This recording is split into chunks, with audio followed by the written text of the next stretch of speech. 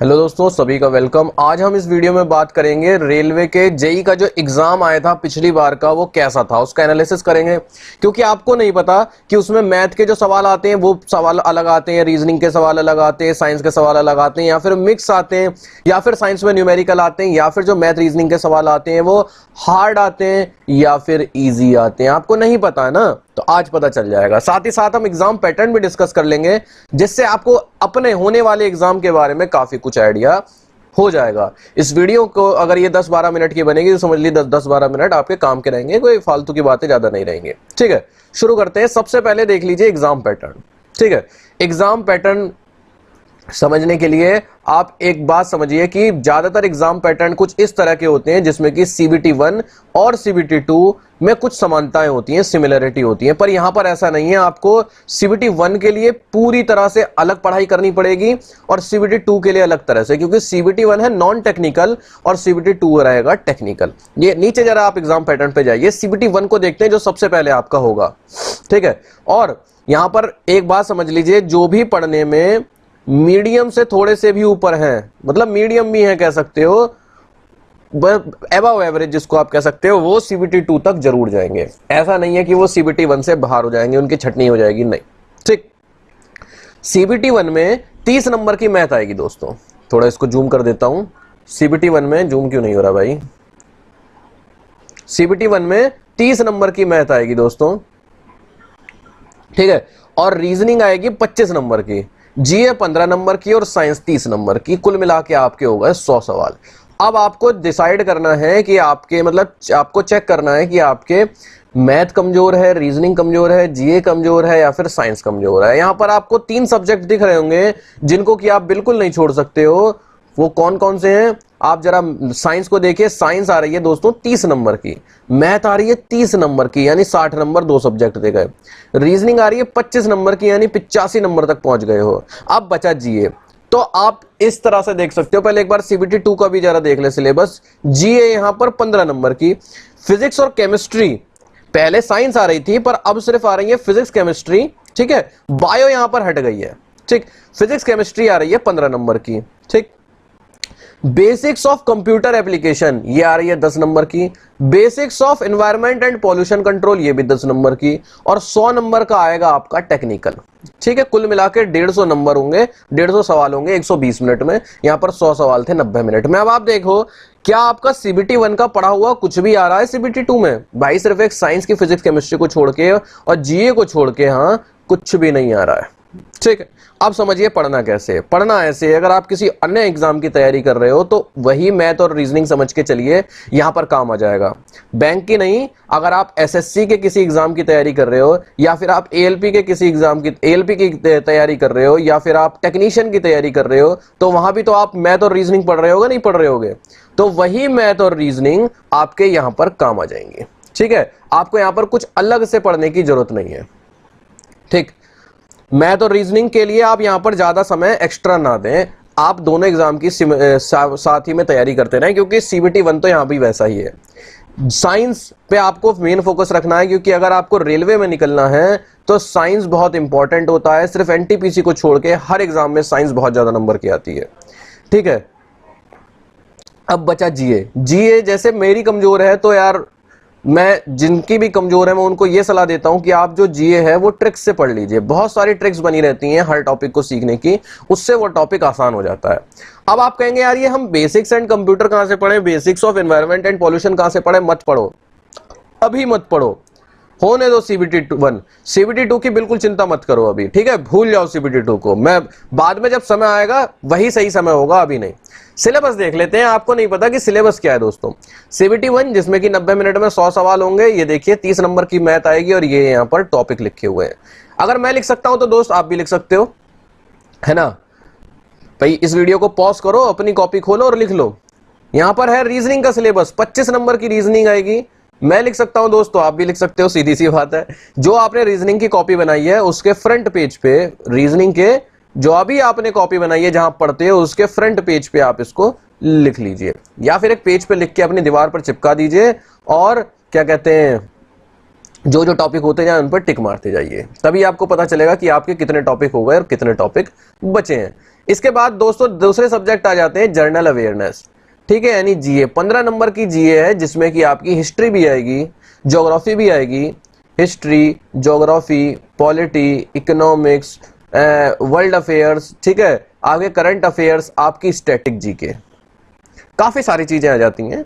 तो इसीलिए मैं कहता हूं कि इसको बहुत ज्यादा समय देना पड़ेगा, या तो आपकी पहले से जीके अच्छी है और नहीं है तो आप इसको ट्रिक्स की हेल्प से पढ़ लीजिए, नहीं तो आपको बहुत ज्यादा समय देना पड़ेगा।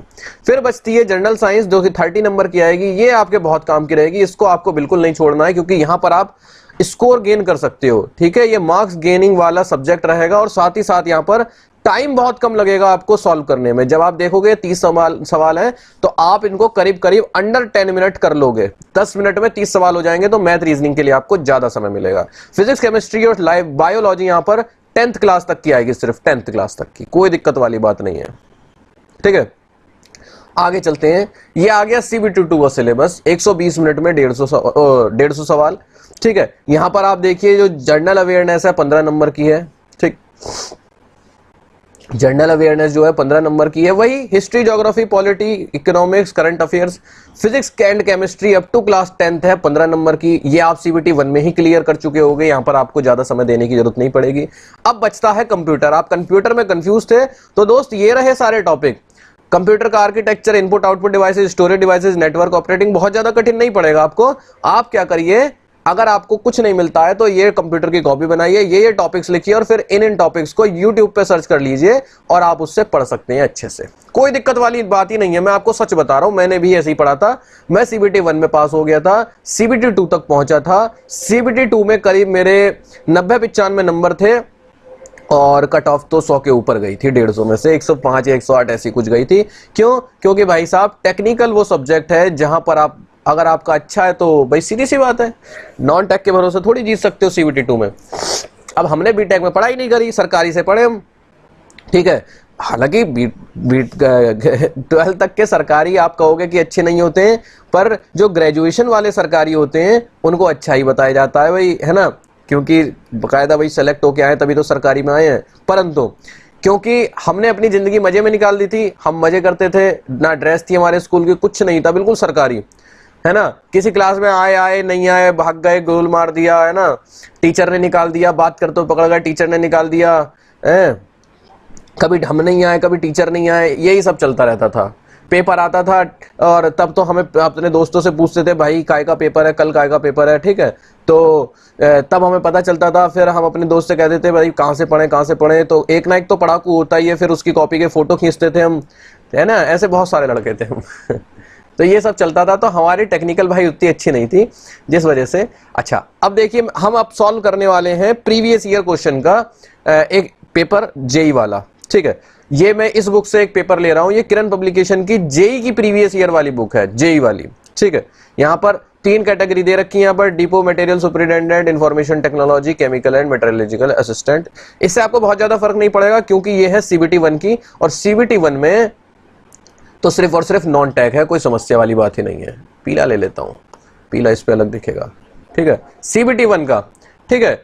यहां पर आपको 34 सेट्स मिलेंगे और ये आपके बहुत काम के आएंगे। इसके अलावा अगर आप लेना चाहें, जो कि आपके काम की भी हैं, वो है किरण पब्लिकेशन की रीजनिंग की बुक्स, ठीक है। यहां देख लीजिए chapter wise and type wise लिखा हो तो अच्छा है।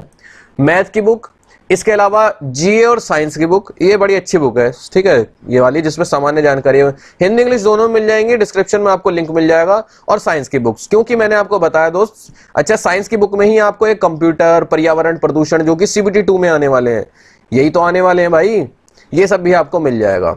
अब सवाल पे आ जाते हैं भाई, अपने क्वेश्चन पेपर पे आ जाते हैं। ये आपके सामने क्वेश्चन पेपर, भाई मैं सॉल्व तो करूंगा नहीं, देखो आप क्या करिए, अब इस वीडियो को पॉज कर लीजिए या फिर स्क्रीनशॉट ले लीजिए, पर मेरी समझ से पॉज कर लीजिए, स्क्रीनशॉट से मैंने तो कोई पढ़ता हुआ देखा नहीं, जब हम ही नहीं पढ़े भाई। एक चीज यहां पर नोटिस करिए आप, पहला आया मैथ का सवाल कि किसी भी संख्या का दशमलव भाग हमेशा डैश होता है, ठीक है, दशमलव भाग। पूरे देश में स्कूली बच्चों के शैक्षणिक प्रदर्शन पर नजर रखते हैं चार्डी मंत्रालय। ये देखिए, ये मैथ का आया, ये जीके का आया, ठीक है, इनमें ये साइंस का आया, ठीक। कि इनमें से कौन सा एक जोड़ नहीं है। ठीक है, जॉइंट। अच्छा, ये पेपर इंग्लिश में है, सॉरी हिंदी में है, और आप इंग्लिश वाली बुक भी ले सकते हैं। बोथ लैंग्वेज वो रहता है। एक डाकिया डाकघर से लौट रहा था, जो उसके सामने उत्तर की ओर था, ये आपका रीजन ही कहा गया। ठीक, तो आपने एक चीज देखी, 4 सवाल चारों अलग सब्जेक्ट के। ठीक है, अब आपको अगर पहले से प्रैक्टिस नहीं है तो आप यहां पर थोड़ी बहुत गलती कर सकते हैं, कुछ कमी छोड़ सकते हैं। अब ये चलिए अगले देखिए, अगला यहां पर केमिस्ट्री का आ गया, अगला यहां पर इसको रीजनिंग का मान सकते हैं, अगला यहां पर आप बायो का मान सकते हैं यानी साइंस का, इसके अलावा फिर रीजनिंग का आ गया, इसके अलावा फिर मैथ का आ गया। तो यहां पर पूरी तरह से मिक्स सवाल हैं। ये है इसका फ्रंट पेज। आप इसको पॉज करके दोस्त इसको जरूर सॉल्व करिएगा, और कमेंट में आप मुझे जरूर बताइएगा कि आपके कितने कितने मार्क्स आ रहे हैं। ठीक है, कमेंट करके जरूर बताना कि आपके मार्क्स कितने आ रहे हैं। ठीक, इस पेज का भी आप वो ले लीजिए, स्क्रीनशॉट ले लीजिए। अब स्क्रीनशॉट मत लीजिए, वीडियो पॉज करिए, यहां वीडियो पॉज करिए, कॉपी पेन लेके आ जाइए जल्दी से, और इनको सॉल्व करने लग जाइए जल्दी जल्दी जल्दी जल्दी। अभी आंसर शीट भी आएगी, ऐसा नहीं है कि मैंने सिर्फ क्वेश्चन डाले हैं, इनके आंसर्स भी हैं। इसलिए मैं कह रहा हूं जल्दी जल्दी कॉपी ले आइए, वीडियो पॉज कर लीजिए, और यहाँ पर देखो ऊपर के दिख गए, और यहाँ पर भाई सॉल्व करिए, करे तो देखिए भाई, करके तो देखिए। इससे आपको क्या लगेगा, इससे आपको एक आइडिया पता लगेगा कि जैसे अगर मैं प्रीवियस ईयर क्वेश्चन वाली बुक लेता हूं तो मेरा क्या फायदा है। अब यहां पर पॉज कर लीजिए वीडियो को और ये वाले क्वेश्चन सॉल्व करिए। PYQ का भाई क्या फायदा है, PYQ प्रीवियस ईयर क्वेश्चन से ये फायदा है, आपने आज तक जेई का पेपर नहीं दिया तो आप घबरा रहे हैं कैसा आएगा, कैसे सवाल आएंगे। मैंने जेई का पेपर एक बार दिया तो आप मुझसे पूछेंगे भाई जेई का पेपर कैसा आता है, कैसा आता है, क्यों? क्योंकि आपको लगता है कि मैंने एक बार दिया तो मुझे काफी पता चल गया हो। अब आपने PYQ वाली बुक ले ली, आपने इसके 85 सेट्स लगा डाले, तो दोस्त मैंने तो आज तक एक पेपर दिया है, आप समझ लीजिए कि आपने 50 पेपर दिए हैं। आप खड़े खड़े चुटकियों में बता देंगे किसी को भी कि यार जेई का पेपर ALP से कठिन आता है, या जेई में यार टाइम कम पड़ जाता है, सब बता देंगे आप। ठीक है, 50 सेट आप सॉल्व कर लीजिए टाइमर लगा के, आप खुद बताएंगे कि अरे 90 मिनट क्या होता है, मेरा हर पेपर 70 मिनट में सॉल्व होता है, 20 मिनट में बैठा रहता हूं। कब बता पाएंगे? जब आपने प्रैक्टिस कर रखी होगी। इसके अलावा आपको पता होगा कि अरे यार जेई के पेपर में मैथ बड़ी कठिन आती है, इसके क्वेश्चन बड़े अच्छे लेवल के आते हैं, या फिर जो साइंस होती है उसके क्वेश्चन मीडियम लेवल के होते हैं। क्यों भाई, आप 50 सेट सॉल्व कर चुके हैं। ये फायदा होता है प्रीवियस ईयर क्वेश्चन को सॉल्व करने का, कि आप फिर फ्रेशर नहीं रह जाते, आप नए बंदे नहीं रह जाते, आप वहां पर दूसरों से भी ज्यादा एक्सपीरियंस्ड वाले बंदे हो जाते हैं। भाई किसी ने 5 अटेम्प्ट दे रखे IAS के तो उसको काफी कुछ पता होगा, नहीं होगा, ऐसे ही आप हो जाओगे फिर। ठीक है, इसके नीचे वाले सवाल नहीं दिख रहे तो भाई नीचे को कर लो, वीडियो पॉज कर लो और नीचे के सवाल भी आप देख लो जल्दी से। 100 क्वेश्चन होते ही हमारे सामने फिर इसके आंसर्स खुल जाएंगे, और फिर आप कमेंट दोस्त जरूर करना कि आपको कितने नंबर आ रहे हैं। देखो समय देना पड़ता है पढ़ाई को, ये अगला पेज खोल दे रहा हूं दोस्त, पढ़ाई को समय देना पड़ता है। टाइम कहते हैं ना, टाइम इज मनी। आप आज समय दोगे, कल आपको जिंदगी में मजे मिलेंगे, आपका जो टाइम चलेगा वो अच्छा चलेगा। सही बता रहा हूं, एक नौकरी आपकी जिंदगी की आधी परेशानी खत्म कर देंगी। परेशानी तो हमेशा लगी रहेंगी, छोटी मोटी लगी रहेंगी यार, वो इस परेशानी के बराबर की कोई परेशानी नहीं रहेगी, है ना? क्यों भाई, आप ये बताओ, आपको कोई भी परेशानी हो, मेन है कि आपको हर महीने सैलरी मिल रही है, सैलरी कम नहीं 60-65 हजार के ऊपर ही मिल रही है, ऊपर ही मिल रही है, नीचे नहीं, ऊपर ही मिल रही है। जेई में जाएंगे तो इससे कम की तो बात ही मत करना, इसके ऊपर ही देखना जितना देखो। ठीक है, इसके अलावा आप बीमार हो जाओ तो आपको इलाज मिल रहा है। इसके अलावा आपको कहीं आना जाना हो, ट्रैवल करना हो तो आपको उसके पास भी वगैरह मिल रहे हैं। इसके अलावा अगर आपके बच्चे हैं भाई, मेरे समझो मेरी बात यहाँ पर, अगर आपके बच्चे हैं स्कूल जाते हैं तो उनकी फीस भी मिलती है कुछ कुछ। ठीक है, और भी ऐसे बहुत सारी छोटी मोटी सुविधाएं हैं जिससे कि आपकी सैलरी की काफी बचत हो जाती है ना? किराए पे रहते हो तो हाउस रेंट मिलता है चारे, रेलवे क्वार्टर में रहते हो तो आपका किराया खर्च ही नहीं होना है, खुद का घर है तो भी कोई इशू नहीं है ना? तब भी आप हाउस रेंट ले सकते हो। तो यहाँ पर आपको काफी सारी फैसिलिटी मिलती हैं जिससे आपकी सैलरी बची रहेगी। अब आपके घर में जो भी परेशानी है दोस्त, अब आपकी वो परेशानियां इन पैसों से सॉल्व हो सकती हैं। ठीक है, इसलिए नौकरी आपकी आधे से ज्यादा परेशानियों का रास्ता है।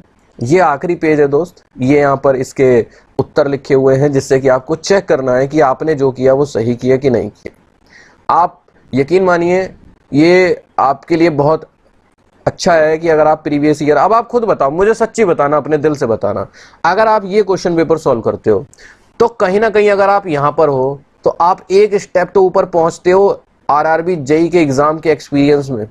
दो बंदे हैं, एक ने कोई क्वेश्चन पेपर सॉल्व नहीं किया और एक ने 2 क्वेश्चन पेपर सॉल्व कर लिए, 2 सेट लगा लिए, तो कहीं ना कहीं अब वो जो जिसने 2 सेट लगाए हैं वो ज्यादा एक्सपीरियंस है कि नहीं है, वो जिसने नहीं लगाया उससे ज्यादा बातें बता सकता है कि नहीं बता सकता, सच बताना।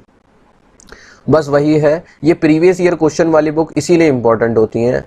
आप चाहे तो डिस्क्रिप्शन के लिंक से खरीद लीजिए, आप दुकान से खरीद लीजिए, आप अमेजन फ्लिपकार्ट पे सर्च करके खरीद लीजिए, जिस लैंग्वेज में आप चाहें, जिसमें पसंद करें उसमें खरीद लीजिए, ठीक है।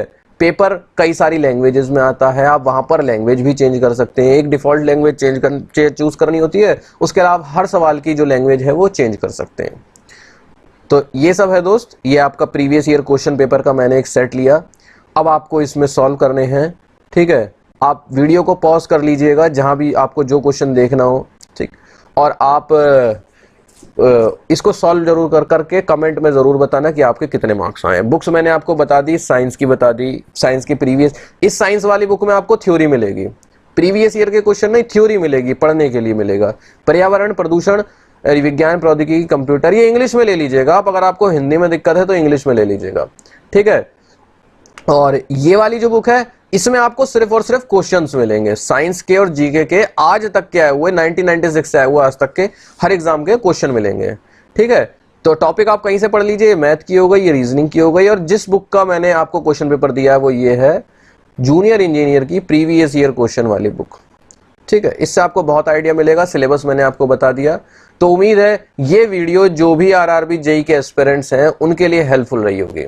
इसके अलावा मैं आपको बता दूं, जेई जो प्रमोट होते हैं फिर वो बनते हैं एसएसई सीनियर सेक्शन इंजीनियर, अच्छी पोस्ट है। देखिए जैसे जैसे पोस्ट बढ़ती है वैसे वैसे जिम्मेदारी बढ़ती है, ऐसा नहीं है कि मजे मजे मजे मजे, काम हर जगह होता है दोस्त, सैलरी भी लगभग 1 लाख के आसपास या उसके ऊपर होती है ना, पर जिम्मेदारी भी होती है। आप अगर वीक बैकग्राउंड है, कमजोर घर के हैं, कुछ समस्याएं हैं घर पे पैसों की, ये समझ लीजिए रेलवे में आने के बाद ये सब समस्याएं दूर हो जाएंगी, ऐसी कोई समस्या आपके सामने नहीं बचेगी। तो एग्जाम पैटर्न आप समझ गए, पिछले पेपर को हमने देख लिया किस तरह के सवाल आते हैं, ठीक है। इसके अलावा हमने सिलेबस भी देख लिया है, एक्स्ट्रा में सिलेबस भी देख लिया भाई, जिस दोस्त को सिलेबस में कंफ्यूजन हो। इसीलिए मैंने ये नहीं कि CBT 1 का अलग CBT 2 का अलग, मैंने दोनों ही CBT के डाल दिए जिससे ज्यादा से ज्यादा बच्चे देख पाए इसको, ठीक है। तो जो भी बात हो, जो भी सवाल हो, आप कमेंट करके पूछ सकते हैं। चलते हैं अगली वीडियो में कुछ और बात करेंगे।